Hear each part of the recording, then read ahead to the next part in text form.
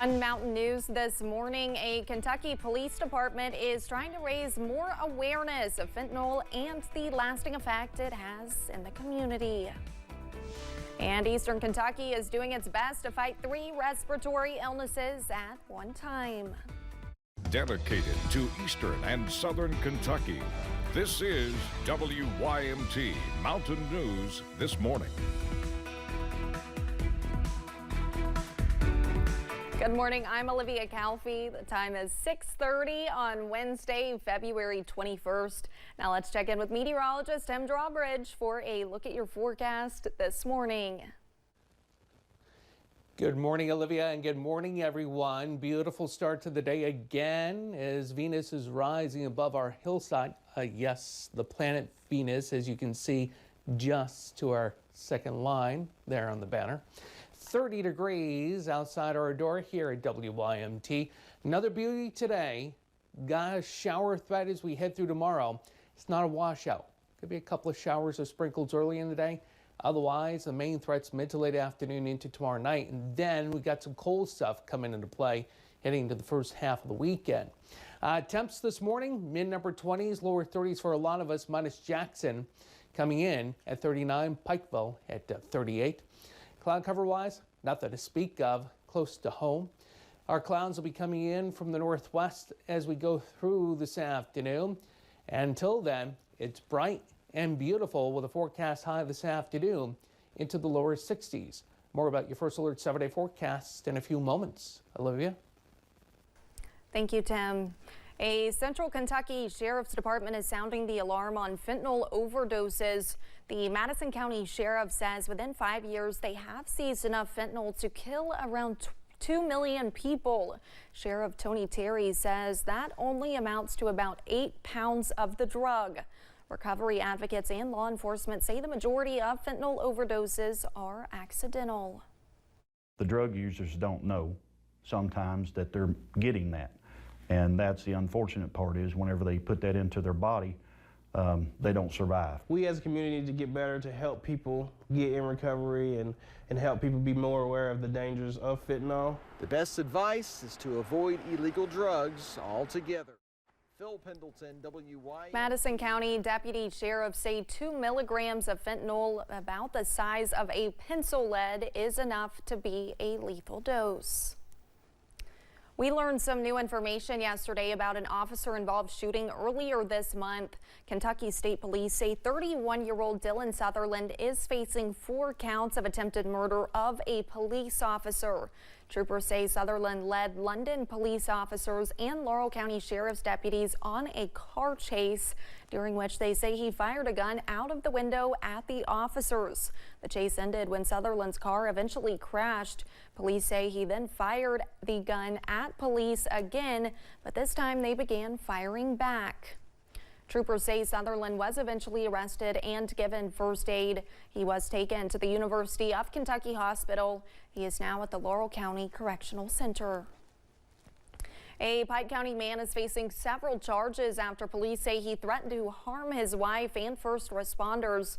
Officers were called out to an apartment complex on Hambly Boulevard in Pikeville Monday. A witness told police that the woman's husband was arguing with her and throwing items at her while trying to destroy their apartment. Police went to the apartment where Gerald Tackett was staying and were eventually able to arrest him. A Pulaski County man is behind bars after police say he threatened to shoot at a school. Employees at a hospital in Wayne County claimed they received 5 threatening phone call messages in their voicemail. When someone working at the hospital returned the call, they were able to figure out the man's name. Wayne County deputies were able to track down 18-year-old Trevor Cherry of Burnside. Cherry was taken to the Wayne County Detention Center. A McCreary County man is in jail after police say he was driving on a DUI suspended license. Deputies with the sheriff's office arrested 65-year-old Jackie King of Strunk Monday afternoon. King was brought into custody after police pulled him over on North Main Street in London. Officers also say they found a pipe with residue in King's possession during the stop. King was taken to the Laurel County Correctional Center.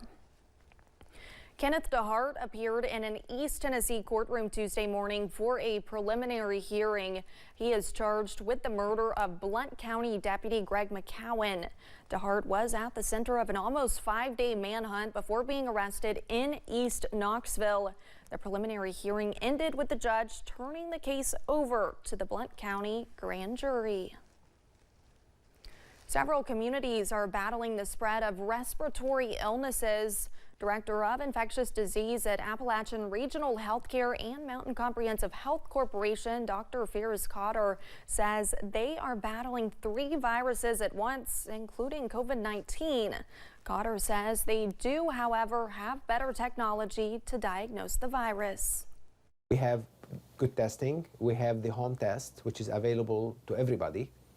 And it's an antigen test. It's fast, 15 minutes you know you have it or not. Or in the clinic you can have what we call the PCR test, molecular testing. And that's what we do here in the clinic. Dr. Cotter says early warning signs for possible infection are nasal congestion and a fever. Cotter is also the guest on this week's Issues and Answers. You can find that on our website. About 6% of people in the U.S. as of 2021 have a food allergy that could lead to potentially life-threatening allergic reactions.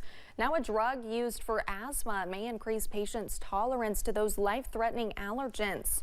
Xolair is a shot injected every 2 or 4 weeks and can reduce the severity of allergic reactions. One Scott County allergist is excited about the research and believes this will make a real difference for her patients. The quality of life from the stress and anxiety of it, I think, is going to be the biggest and most important thing. Instead of a kid having a reaction to eating a third of a peanut, which is a really tiny amount of a peanut, they were able to tolerate up to 2.5 peanuts. Xolair can be given to patients as young as 1 year old. The cost is between $2,900 and $5,000 a month, depending if the patient is an adult or child, but it is covered by insurance. SpaceX and Intuitive Machines launched a lunar lander mission last week, and it's set to land on the moon tomorrow. Alexa Minton stopped by the Morehead State Space Science Center to learn about Kentucky's role in the historic event. A lunar lander is set to land on the moon a little later this week, and Morehead State University has played a huge role in making space history. Intuitive Machines launched their IM-1 mission last week on February 15th. The ship is called Odysseus, or Odie for short, and will be the first ship from the U.S. landing on the moon in over 50 years. History actually is being made this week. It'll be the first time that a private company has launched a vehicle to the moon and landed on the moon. The ship has already sent back stunning images while on its 239,000-mile trip, and a network referred to as the Lunar Data Network has been tracking the mission's progress. The network has locations tracking Odie all across the globe, including right here in the Bluegrass at the Morehead State Space Science Center. We have a 21-meter deep space tracking station called NASA Deep Space Station 17. We are a node on the Intuitive Machines Lunar Data Network. It's the only non-NASA node on the NASA Deep Space Network. So we get to work with the government and with the private sector. That's what makes it fun for us. Morehead State is responsible for tracking the system between the London and Japan offices, collecting and sending data to the lunar lander as it approaches the surface of the moon. The university has worked with building and tracking satellites many times before, but to see Kentucky play a role in space history is truly something out of this world.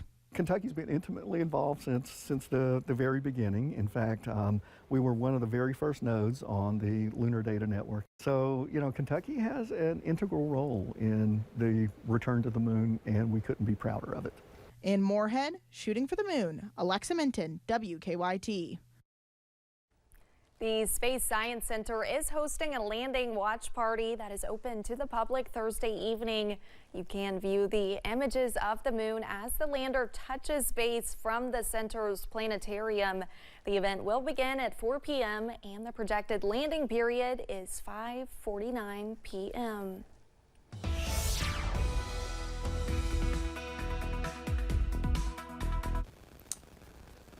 And a good Wednesday to you. Waking up to temperatures this morning, 20s, lower 30s, minus Lexington at 38.